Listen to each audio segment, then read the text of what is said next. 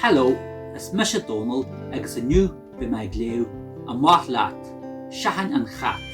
Scéal le Síle Bird agus Trish Phillips agus Foilsitheoir ag an tÁisionad I mBull Fearst. Tásúlagam go muinteach soltas. Amach Leat Seachain an chat.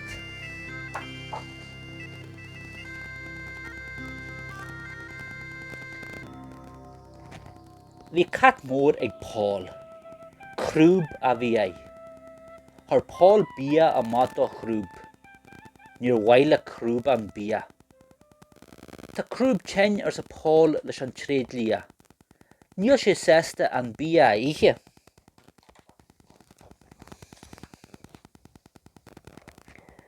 Níor bhaile crúb dul chuig an tréad lia, suas an stéa leis de rí. Síos leat sa Paul, síos leat inis.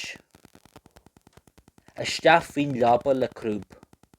Amach leat sa Paul, amach leat inis.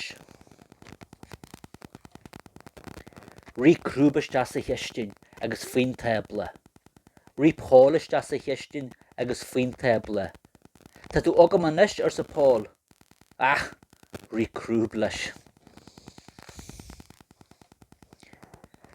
Rí crúb isteach sa chófara. Cahfuil tú inis sa Paul.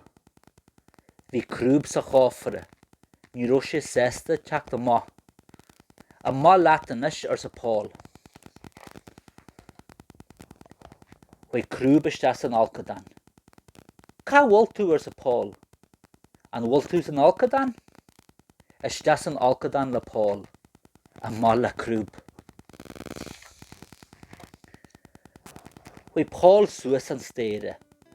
Tá mé tin sa Paul, tá mé dul a lai. Tá achra sa chrúb. Tá bia a gceannis.